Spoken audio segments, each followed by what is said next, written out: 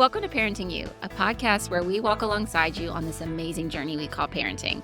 Kids can get sick or injured anytime. Usually at my house, the fevers spike either in the middle of the night or the morning of a big presentation. So today we're going to chat with Dr. Hannah Chachere, who is joining us from Our Lady of Lourdes Children's Health to talk all things, what do we do when the kids come down with it or get hurt? Where do we go for care? So thank you for coming today. Yeah, absolutely. I'm happy to be here. Well, why don't we start? Tell me a little bit about yourself. I'm actually from the Acadiana area. I grew up in Crowley, Louisiana. Dad's a crawfish farmer, mom's a nurse. So Lucky you. I know, right? I got the best of both worlds. Unlimited crawfish. And then I did my training. So I did college at LSU in Baton Rouge. And then I went to New Orleans for medical school and then stayed in New Orleans and did my residency at Children's Hospital in New Orleans. And then we came back home, I know. No, I couldn't resist. I love this area so much. It's where I wanted to raise my kids. I was ready, to kind of get out of that area and just be closer to family. So we were happy that there was an opening in Scott and I was able to be a little bit closer. So how does it feel? Tell me about practicing in Scott and that community. What is it like caring for them? It's so great over there. Again, I love it. We live in that area. So it's nice because I see people at my daughter's school, kids that she goes to school with. And so it's nice to have that camaraderie out there. Also love that it's, some of the people that are in the Lafayette area too, but also extends out into, the areas around that, the more rural areas. And I enjoy taking care of those kiddos. And so it's a good mix. That's awesome. Well, this season on Parenting, you're talking all things teens and tweens. Yes. And I think you mentioned you had an 8-year-old, so you have an upcoming tween, and I do as well. Yes. So we both have upcoming tweens, and we just want to talk about kids as they grow older. And it just seems that sickness strikes, injury strikes at the worst times. So as parents, sometimes everything feels urgent and like an emergency. Talk me through some ways that we can stay cool as we kind of work through deciding where to go seek care. Yeah, and I completely know what you're talking about. I remember my now 8-year-old who was 3 at the time stuck the googly eye up her nose at 5 p.m. when everything's closed. Yes, so yes. You go into that panic mode of where'd I go? What do I do? And so, I always tell parents to just step back for a moment, take a deep breath because, it's your kid. It's everything to you. And so of kind of knowing where do I go from here? What do I do? And so if you're ever wondering, after hours, obviously, if your pediatrician's not available, I think the next step is it urgent care? Is it the ED? And so, usually I tell my moms, if you're really unsure, pediatrician offices, we always have somebody on call.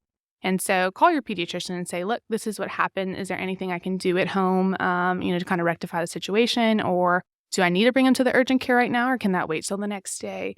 And so we're always there for y'all. We want to know when things happen. I think we're always scared to call our pediatricians because we're like, oh, we don't want to bother them. But we want to know. And it's why we have a call group. And so it can kind of help us decide what is truly emergent.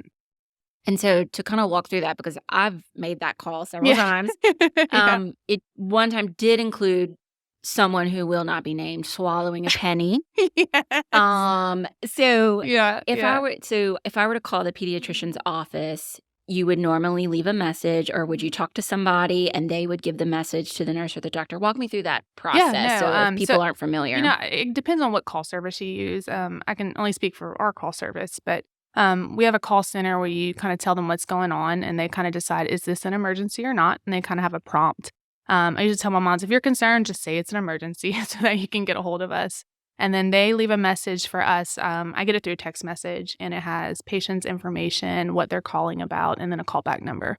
And usually we're pretty good about calling within 15 minutes once we get that phone call. And then I talk to the mom and I say, look, what's happening? Walk me through it. What have you tried? And then we kind of try together to figure out, is there anything we haven't tried? And then can this wait until the morning when I can see you in clinic or one of the other providers can see you in clinic? Or is this something where I need to go to the emergency room and, I'm worried? So, like I said, we're always there. We're always a resource. We want to know. And I think as moms, we're always hesitant because we don't want to bother them. But, we want to know. And so there are kids too. We care for them. And I'd rather you call me first and let me know than, you'd be worried at home. Yeah. Well, I think that speaks to the importance of having a pediatrician and being established with a pediatrician. So talk to me a little bit about what are the typical things that you see in your office? What is a Yeah. pediatrician there for? Yeah, and, I think there's the obvious. We do well checks, with vaccines, and then we do treat some, more chronic disorders like anxiety, depression. We also do your run-of-the-mill little respiratory infection if you're worried about COVID, flu. We can do those point of cares in the office, strep as well. Worried about a urinary tract infection, we can also treat that in the office.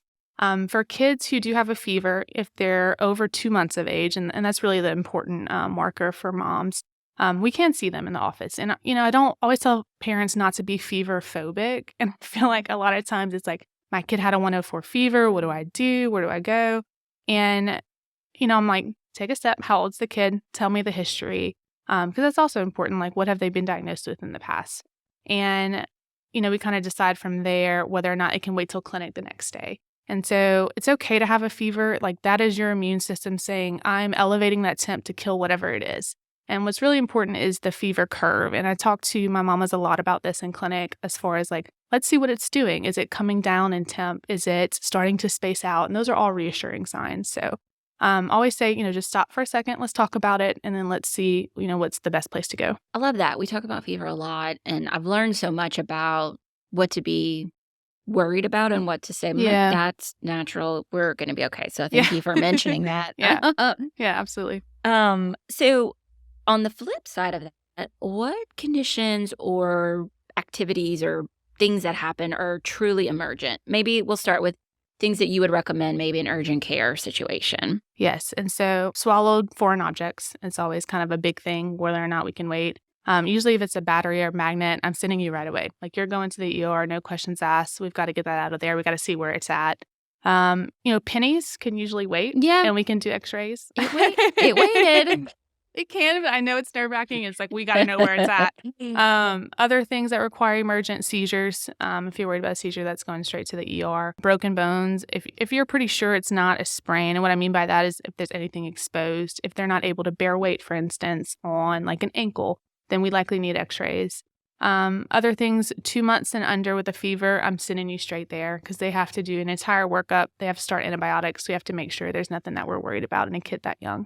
So those are some of the things. Chest pain as well, or if a kid passed out, or heat stroke. Those are other things that I'd be more likely to send you to the ED for. So you've mentioned ED, you've Yes. mentioned ER, you've mentioned Yeah. you've mentioned workup. Yes. Talk me through a couple of those terms just for people who may not be Yeah. familiar. So ER, emergency room, ED, emergency department, they're Mhm. interchangeable. Yeah. But that's the emergency room in and of itself at a hospital or a freestanding emergency room. Like we have one in Scott, actually. So, and as far as workup, meaning labs done, whether or not that requires imaging, in some cases, even a lumbar puncture, if it would require that. Obviously, they would evaluate the kid and decide what's necessary. But that's what I mean by workup, because there's only so many things we can do in a pediatric office. If it's like we're talking about the 2-month-old with a fever, for instance, we can't do labs in the office. We can't start IV antibiotics in that instance. And so at that point, when I say workup, I'm saying a more thorough evaluation, and that would require them going to the emergency room. Is there ever a time where a parent should go to an urgent care over a pediatrician's office if that office is open? Yeah, I think it's always weekends, right? Always the weekends or in the middle of the night and the kid wakes up with a croupy cough. So it's hard. I always say call your pediatrician first, and we can kind of decide maybe you should go to an urgent care. It's not quite emergent, meaning emergency room. But most of the time we can talk you through it or see you first thing in the morning. So, but if mom's truly worried and she's like, I'm not going to sleep tonight unless someone lays eyes on this kid and gets some vitals, then at that point I'll say, well, let's consider an urgent care. I don't think it's quite at the point where we need a whole workup, but we can have somebody just lay eyes on them. So at that point, I would send them to an urgent care. You said something interesting that I had never thought about. Yeah. Give me the difference between emergent and urgent. So urgent meaning kind of the middle of the row where we're not the 2-month-old with a fever, but emergent being we need interventions happening now, and we need a place where there are specialists and other people who are involved who can take care of this patient. So we talked through pediatrician visits. We talked through urgent care. When is it truly emergency? Like calling 911, getting to the emergency room. What are some examples there? So seizures, especially greater than 5 minutes, I'm worried about it. Other things, if your kid's choking or unresponsive, that's a reason to call 911. If you're not able to, or they passed out and they're not acting like themselves and we can't get them up, or they were outside playing and, anaphylaxis, for instance, is a big one. Which is an allergic reaction. Allergic reaction to whatever the entity is. So whether or not they got stung by something and now they're having an allergic reaction, that requires 911. And anything broken, you said if it's exposed and all I can think of is a bone sticking out, that would need to go to the ER too. Yes, absolutely, that would need to go. Unfortunately, I can't treat that in the office. I wish I could, but that goes to the ER. So tell me a little bit about what the difference between urgent care and emergency care. What can an urgent care do versus what can an emergency department do? Yes, so emergency department can do basically everything that you would need in a hospital setting. As far as urgent care is concerned, I like to think of it as like an after-hours pediatrician. Like they can do most of the things that we can do in clinic. And if it's like you just need something like a quick fix for something, I think it's fine and you're worried and you can't wait to go to the pediatrician. It's good for that. So our Children's Health Network has lots of opportunities to connect with pediatricians. Talk us through some of the ways that they can get care from a pediatrician's office, in the clinic, video visits, that kind of stuff. I think it's great because nowadays we're doing more virtual visits as opposed to way back when where you had to go to the pediatrician, and we're kind of expanding those services in and of itself, which is great because you can't always make it there on time, or if you're rushing from school and you're trying to get there. Or even for moms who just can't get off of work, 'cause that's the big thing, And so for ADHD visits, if they're on stable medications, usually I'll do every other visit where we do a video visit. Even like pink eye, I mean, depending on, I guess, the video in and of itself and the symptoms that mom's describing to me, I can sometimes get away with doing that. But likely, if it's not getting better, I always tell them, look, I got to see him in clinic. We got to make sure there's nothing else going on. Anxiety and depression as well. Sometimes you're just anxious going to the doctor, and you don't want to talk about those things in a place where you feel scared. And so a lot of times those kids, I'll do the initial visit. And then if it's more feasible for them to do it through a video, then we'll do it through a video. So some of those things I can do through a video visit. And a lot of times we have my chart, it's there. It's a great resource.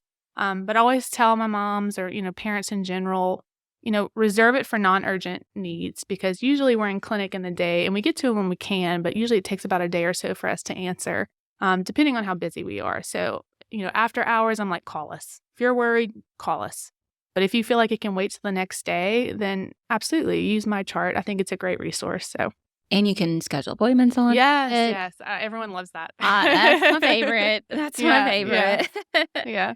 Talk me through the role of communication and how that plays in a conversation between you and the parent or the caregiver about how to decide. I think you've given some really good examples of, okay, take a breath, figure out kind of what's happening, call if you need to. But what are some other ways that you can kind of stay in communication and understand from the pediatrician you trust how to make these decisions?